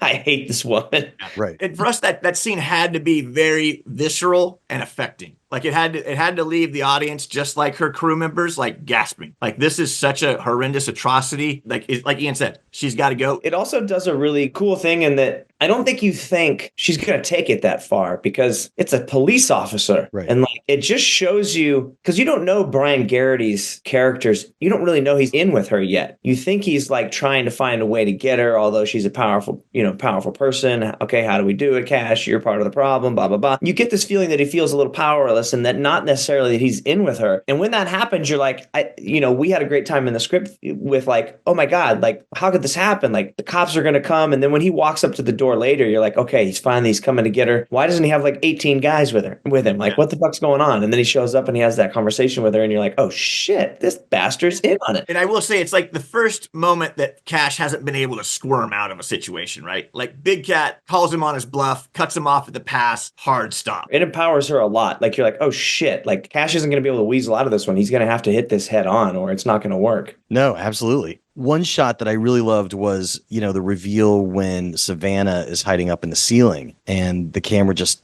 feels like it's rising up into it. What were the things that went into making that shot? That's interesting, right? Because that's something we designed early on in the boarding process with our DP, Johnny Durango, who we shot 5 pictures with. That's just a cross dissolve, right? So that attic is actually in the mansion. We ran out of time in the house that we had and it didn't have an attic. So we just said, hey, we'll go up, we'll let it go to black, and then we'll just wipe up through the staircase entrance to the attic and it'll make it feel like you're going through the floorboards. So you're cutting to black on a cross dissolve, basically. Yeah, and then the camera motion matches, right? She's like kind of tilting up and rising. So it just feels like it kind of goes through. And there's a little bit of Johnny watching the previous shot, to try to match the pace of the camera going up, but I mean, with that nice dissolve in there and the black on black coming off of really black darkness and coming off of the blackness of that cupboard, like the way the back was colored. That was something we thought we were going to have to enhance with VFX, but it was so effective just in the practical way that we just put it together that when we went and we're like, hey, does that bump anyone? They're like, no, I think you just leave it as it is. We're like, great, let's move it on. Go. We're like, okay, this is Panic Room. We're going to need to get, a few effects here. Fincher wall rises. Yeah. Right. Just exactly. Panic. Were there any scenes that needed to be rewritten during production? There was one scene. Oh, yeah. That the movie ended a little bit differently. And as we were shooting it, I said, while we were in pre-production, we realized we wanted to have an option. And it was that Garrett Dillahunt's character died at the end. He passed away. He gets shot up. He gets wiped out by, and it's actually him and Brian's character, the sheriff. The sheriff comes at the very end and walks up on Dillahunt as he's on the ground, shot to shit. And Dillahunt's just got a little bit of life left in him. And he's propped himself up against the car. And Brian steps out of his car and double takes him, and then they both draw on each other. Or Dilhan has his gun out already, so he's already got it on him. And he has a little talk with Brian, and he basically is just like, how the fuck are you this corrupt? Like, like, this is your one chance to turn it around for you, Sheriff. Like, you need to go in there and you need to do the right thing right now. And then he and Brian draw on each other and shoot each other dead. The only thing that we were worried about, thankfully, we shot this ending with Garrett walking out with, wounded. And I've been a few months, since I've been here at the church. There were so many kind of faux endings, you know what I mean? And we felt like it could possibly be a little much, and that we wanted to keep Garrett's character alive. So when we were in the editing process, it's just a process of elimination. That ended up being the route we wanted to go because it just felt better in the film. And yeah, because he had taken too many bullets to survive, and him surviving at the end was really playing well. And so they're like, no, this right here is great. Like, this pickup you guys did, like, and literally like Jonathan, like, cranked that prose out for us in like a night, sent it over, and like Garrett was reading it, and an hour later, it was amazing what he did. We got in there, we started shooting it, and Garrett's like, "Oh, really? There's a chance I'm going to live at the end of this movie." And we're like, "Well, we'll see what happens, dude." Like, well, because I was going to say, the sheriff does disappear from the final cut. Like, he is the unresolved arm of Big Cat, basically, that I guess is left alive. We actually really liked that. We were like, this shouldn't be so clean either. That kind of feeling is that it felt a little clean. It's like everybody was tidied up, and we're like, we need to loosen it. The movie's been so great at being messy, like we want to keep it a little messy at the end, and you want to feel like that world is still out there in a way, right? And I mean, Brian hanging out there. I mean, if you started a TV series right where that left off, Brian could still be sort of that loose end, It's interesting that you said that Jonathan wrote that stuff for you like over the course of a night, because the speech that the preacher gives has the title in it, Red Right Hand. Yeah. So had that fallen in a different place? Wasn't in there. Wasn't even there. So it was never there. So you never conveyed to your audience, I know that it's from Milton's Paradise Lost, but so it was never in the movie previously, the mention of a red right hand. Right. No. And that was another thing. We're like, oh, wow, wouldn't it be great if he's quoting Milton? And like we used the whole thing and like we tie it together, and there you go. Well, it works. I think these things conspire to be the way they need to. And as you're going, you just kind of follow your gut at times. That makes sense. I mean, editing is the last stage of storytelling. What else changed about your film and editing? The one thing that I thought might be a little modular that I could see moving around was the flashback to Cash burning his hand in the fire to show allegiance. Oh, interesting. Because I could see that could, since it's a flashback, might have room to go in different places. I thought where it landed was fine, but what did you learn about editing? What were some of the surprises and things that you had to do, other,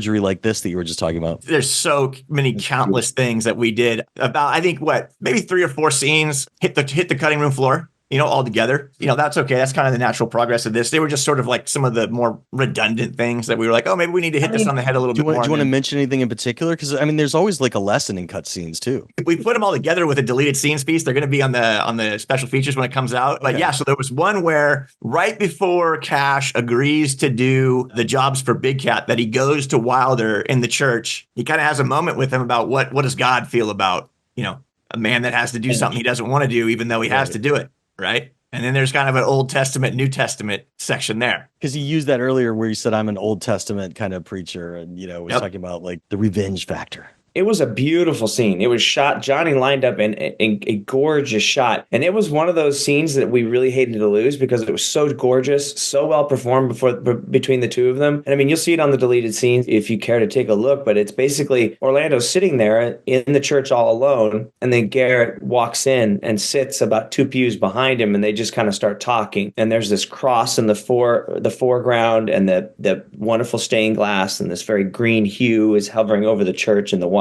And man, it's such a nicely paced scene between two very confident actors. It just felt so great, but it was a repeat beat, Yep. It was like, there was another scene where when Cash goes to see Big Cat, and it's interesting because we did a couple laps. So the scene where Finney is at the fire, right? He comes home and Finney's at the fire.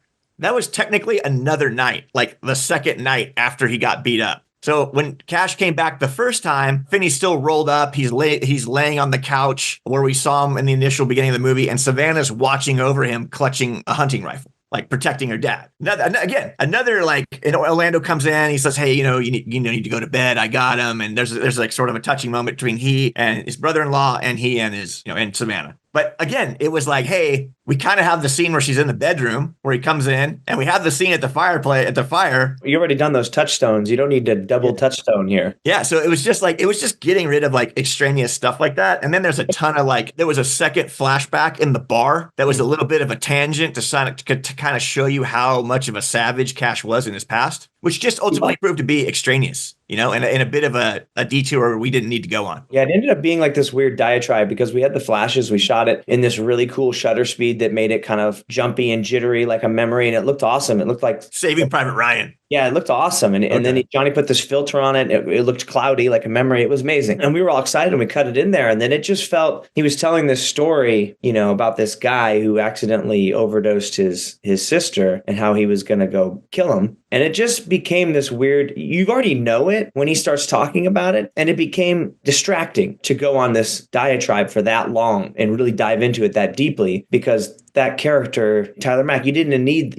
him. He never comes back. So you just need to know she was overdosed, and it was something that he was involved in as far as even just selling the pills. And that was the catalyst for him getting out of selling it in Big Cat's crew. He needed to get out. It killed his sister, and he knew he was close behind with his family. Sorry, there's one more scene, actually. Sorry. So the scene where Mo McRae pulls over the drug mule and pulls her out of the car, that scene floated all over the place. Like, we must have moved that scene 5 times to different locations just to see when the right moment to intro Mo so that you knew he was on the righteous side of the law. And there was another scene where Cash, after seeing the sheriff who tells him to go get lost because he knows his street reputation around town, Cash goes and confides in Mo outside of the sheriff's station and asks him personally one-on-one for help. And again, that was a repeat beat because we had him later go to him at the river in the forest. So we were like, we don't need that either. And it was a good beat where you placed it for Duke pulling over the girl, because it was after he was empowered and knew that he could count on Cash as his like silent partner. So like, it makes sense that you put it basically after that, was my memory. Endings change a lot. What changed about yours? You just gave us some insight that, the preacher originally died and so did the sheriff. Yeah. What else changed about that ending and, the whole hunting down of Big Cat through that house, which you could also talk about as directors, because you were running through some narrow hallways. I could see a lot of productions going to soundstage for some of the inside of what was probably a historic house. So how did you accomplish some of the things that you needed, ranging from things breaking on the walls and stuff like that, while doing it live on a location?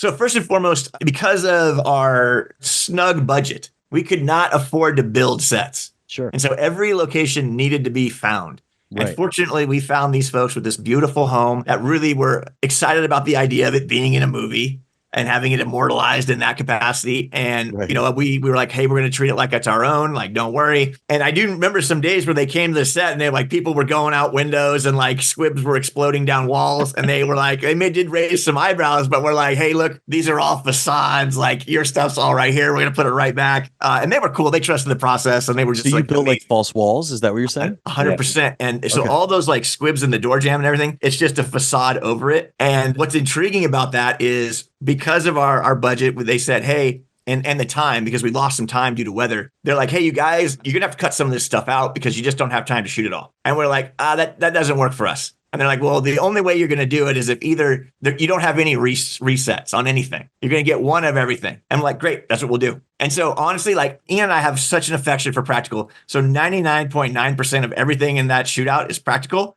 95% of it is one take. It's pretty interesting. I mean, it really forced everyone to just step up their game. We rehearsed everything multiple times. And then it was like everyone saw the laces on the ball, To rehearse something 3 times and then shoot it, or 5 times and then shoot it, took you an extra 5 or 10 minutes, but having to reset it could take you a half an hour to an hour. So we were like, okay, well, let's just put a little more extra time into rehearsing exactly what the beat for beat is. That's going to cost us 5, 10 extra minutes to do it a couple extra times to make sure we're all very comfortable and we all know, instead of having to ever reset it. And then, of course, like, we'd done 2 previous movies with practical effects, and we did know that if we could get the effect on camera that there was a chance at times, if it was placed properly, that we could move it a frame or two here or there if it was late or early. So those were the things we were watching for while we were shooting on screen of like, okay, that went off perfect, great, or close to perfect, or okay, it was a little late. Can we move it in post? Okay, if we do the quick math in our head and it's like, okay, great, we can use that. Let's move on, It was taxing and stressful, but, we just tried to stay as diligent as possible. And luckily we had some really great collaborators as well on the stunt side.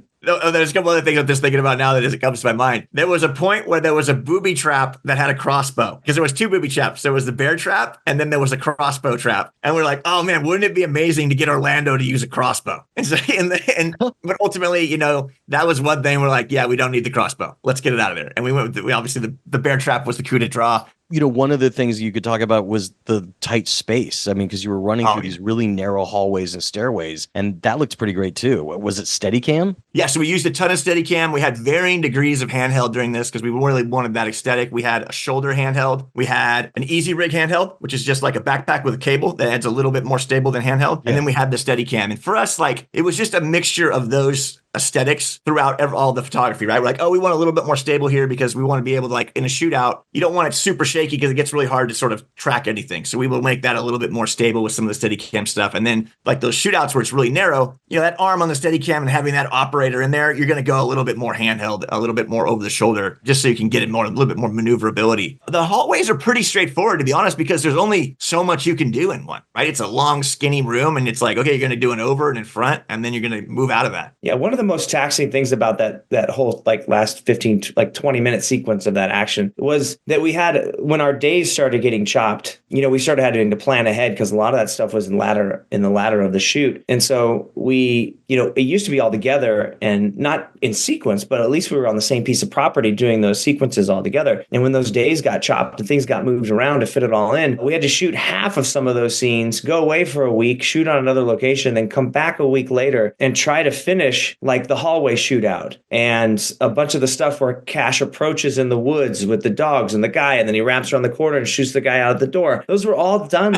a week later, trying to recall, match, pray the weather was similar enough. That was one of the most taxing things. But luckily, Esh's storyboards were keeping us on track as far as okay, well, we pick up here, and then Johnny would go back to the footage and be like, okay, here's what we did before. If we just go over, we would just talk it through and get back up to speed on how we were going to match these things. But that's it. I mean, Ian and I are just there with our storyboards with highlighters, got that shot, got that shot, got that shot. So when we went back, it was like, okay, we owe this, and this, and they need to be right here. So let's go. I'm curious about the exact ending itself, because geographically, you again are playing with what we know about the space, in which Savannah has her knife. You set up the knife very early, using, of course, the Chekhov's knife concept. I'm joking, like Chekhov's gun. Sorry. But anyhow, so, you show a knife earlier, she's going to use it, but he tells her to leave, and she does. And then she comes back in through a different window off screen and just stabs Big Cat in the side of the head with the knife. Was that always the ending? And setting up the geography for that, I think, was pretty simple there, but was also fascinating. That's how it was written, and that's the room lined up. Obviously, we staged it in a way that she could go out the window in the pool room. For us, it's very logic-centric. It's like, okay, so she ran around the house, and then she cut back through the front door, went through the kitchen, and that's when she came back in down that little room. So it had to make logical sense for us that she could do it in the amount of time and everything. So even though you're not seeing any of that, Ian and I are this has to be it has to work in real life, or it doesn't work.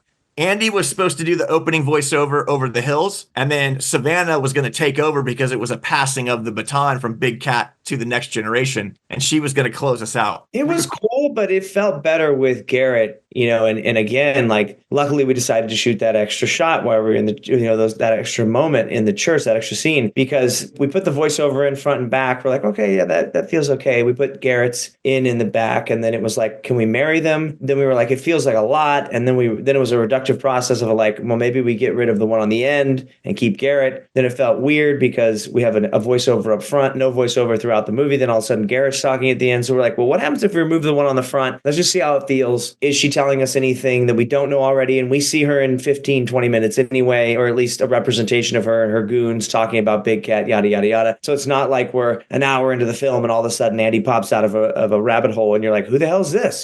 So you had reference to her, you understood who she was. So we didn't quite need the voiceover up front to bring her early. Oh, so there's one other critical shift in a scene that we were playing with that I just think it's interesting, right? Like you think about all this stuff. So the junkies that fall in a hole in a pit, that scene we originally took and moved it to the very opening of the movie. So like you would see the sweeping drone shots of the land, and then you would come off down those trees and you would see those two crackheads running through the woods and like spying on the meth lab. That was very close to becoming the beginning of the movie. It was so close. It was literally, we did a screening, showed both of those beginnings, and they both tested about equally as well. And then it was just a question of Inner Circle saying, which one do we feel like is the best one? Because they're both equally as effective in different ways. I mean, ultimately you chose character because you start on the farm. That's what we chose ultimately. It's just interesting, right? Because that other way gave the audience a little shot of adrenaline, and they sort of sat up a little straighter in their seats. And then the other one is a more character-centric version, which is ultimately what we went with. Yeah. Tell me this. What was your toughest scene? What was the scene that you kept coming back to over and over again? And how did you get through it? And it could be different for both of you if you want, but what was your toughest scene as a director?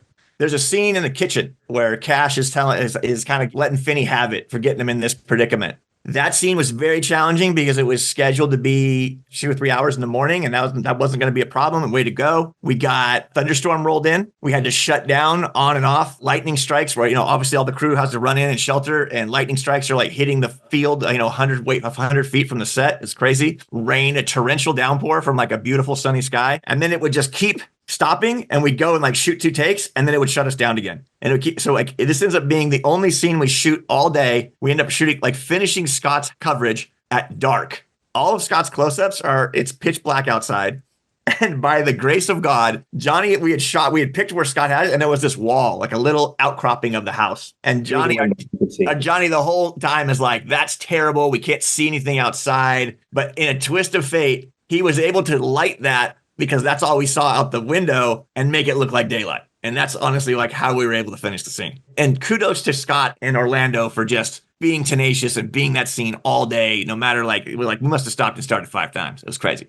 For me, it was an amalgam of, because of schedule changes and a couple other things, we lost Chapel for a week while we were on the farm. Oh, dude. And so we had to do a lot of half of the scenes that she's in, we had to go back later and shoot her section of it a week later. Oh. Just her close up or her medium. And we had the double just going through the motions of what she was doing. And that was tough because when you shoot those scenes, obviously there's a whole lighting setup and time and the actors that are there for those scenes. And then when you have to go back and just sort of do 1 shot or 2 shots, it becomes pretty rough because you still need that full setup, even though and you still need those actors there. So that was pretty challenging just in logistically coordinating. And it takes half an hour to an hour to set up a scene. You shoot for 10 or 15 minutes on this 1 or 2 shots you need. And then you got to go half an hour to an hour on a set up another scene, shoot for 10 minutes, 15 minutes. Whereas usually you set up the scene, you'll shoot a side for an hour or 2. You set up the other side, you shoot for an hour or 2, and that's half a day.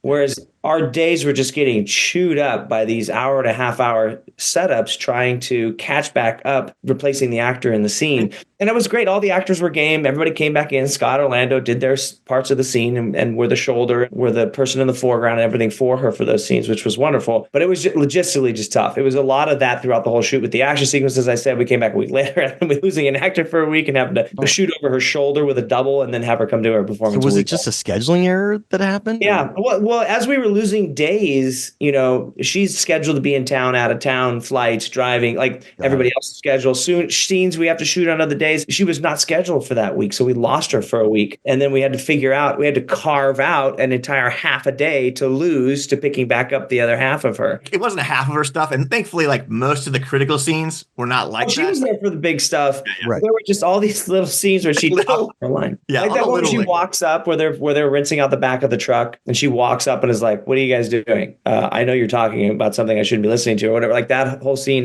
was like that. The one where she walks in at the end and Scott's in the fridge and Orlando's like, "You've been freaking drinking all day," and while we were at church or whatever. And it's just a little moment. "Hey, Savannah, go to the bedroom and I'm going to talk to your dad for a minute." Then it launches into that big scene Ash was talking about. That little moment had to be shot later, and it's just little crazy pieces like that we lost her for that just ate up all this setup time. Not her fault, not anyone's fault. It's just the logistics and the calendar of the shoot just chewed us up. That was tough. Hats off to the scheduling gods for making it happen. What's next? What are you guys working on that's on the horizon? The script titled Minutemen. It's in the vein of sort of small town crime. It's something we wrote. We're super excited about. We just did a polish on it. We got the financing. We're hopefully heading into casting pretty quick. Anything else? Is your focus Minutemen? I mean, there's a big sci-fi that we just wrote that we couldn't be more pumped about. We still need one more polish on it, but we're super excited about it. It's a monster of a movie. It takes some pretty bold moves, so we're really excited about it. Is it original or something that you adapted? We got an amazing opportunity to work with Brian Haberlin, who's an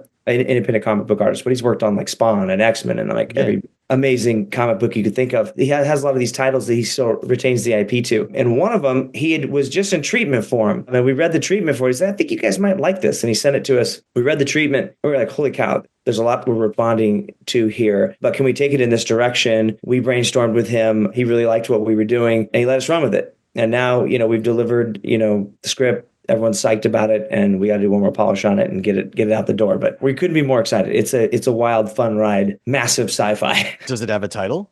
I mean, I don't know if it's going to stay this, but right now it's The Compound. I like that title. Look, it's always fun to talk to you guys, and I'm psyched that you have another one in the can, and you're getting ready to make a new film. So, look, thank you for being so generous with your time, Eshom and Ian. I can't wait to see you for the next one. Thank you, man. It means a mountain every time. Love chatting with you, brother. Yeah, we absolutely love it. Right back at you. And that's how the Q&A went down. Special thanks again to the Nelms brothers, Eshom and Ian Nelms, who directed Red Right Hand. And I got to say, folks, if you want to support independent cinema, go support it. It's in theaters and it's also on VOD. So go take a look at Red Right Hand. Of course, while you're surfing around online, I hope you also check out Backstory Magazine over at backstory.net. We just published our Oscars issue and it is fantastic. And you can see our table of contents right over at backstory.net. And look, if you've never read us before, I hope you'll test drive us by reading the free issue. And if you like what you see, and I hope that you do, you could use discount coupon code SAVE5, and that will save you $5 off a 1-year subscription to Backstory Magazine. So look, it would really mean a lot to me to have my podcast listeners in iTunes and Spotify and my YouTube watchers of the Backstory Magazine YouTube page support my passion project. So thanks for considering becoming a subscriber. The Q&A with Jeff Goldsmith podcast is a copyright of Unlikely Films Incorporated in 2024. All rights reserved. Folks, if you want to reach out to me, you could find me on X, formerly Twitter, as Yo Goldsmith or as Backstory_mag. You could also use those same handles over on Instagram, still known as Instagram, Yo Goldsmith,